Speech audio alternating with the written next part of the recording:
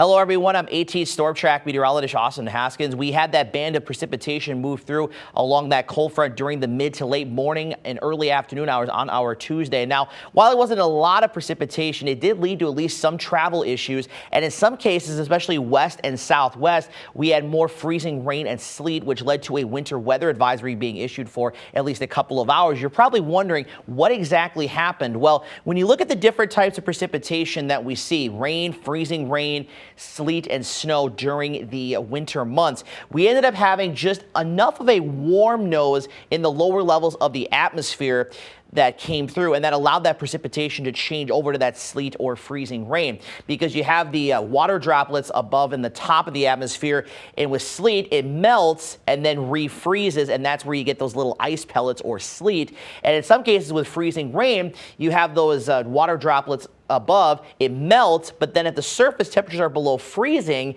and that's where it freezes on contact. So that's what we ended up having yesterday. And of course with snow, it's cold from top to bottom. So that is why in some cases we had more freezing rain and sleet versus snow, and that led to some of those travel issues that we had. Now that system has cleared the area. We're waking up to blustery and colder conditions to start off our Wednesday, and that will be the story for today.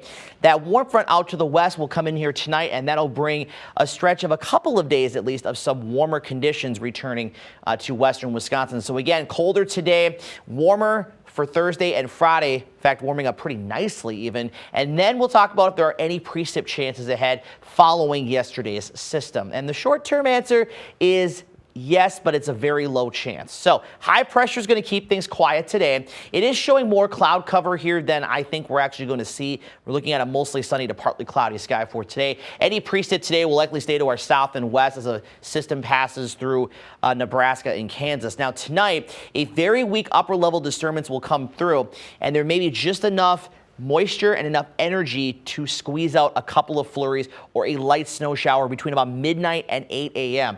Not expected to be widespread, not expected to be very heavy, with very minimal to no accumulation expected. So just be mindful of that. Could there be a slick spot or two? Sure, but I think overall we are going to be just fine for that overnight and morning commute on our Thursday.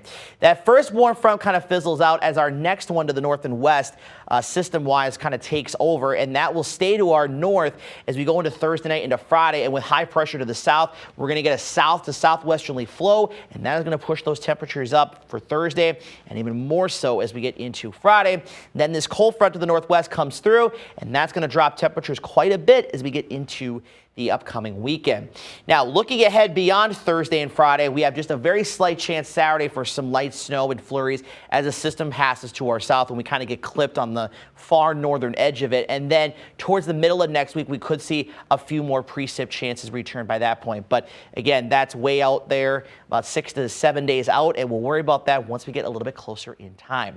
Forecast highs today, upper teens and low to mid 20s. That is about 10 to 12 degrees below average for this time of the year. Single digits and lower teens tonight. I do expect temperatures to inch their way up a little bit overnight into Thursday morning. We'll have 30s and low to mid 40s for highs tomorrow. Again, a little colder north and east and a little warmer south and west. And then everyone should at least be in the 40s on Friday, some even making a run for the low 50s.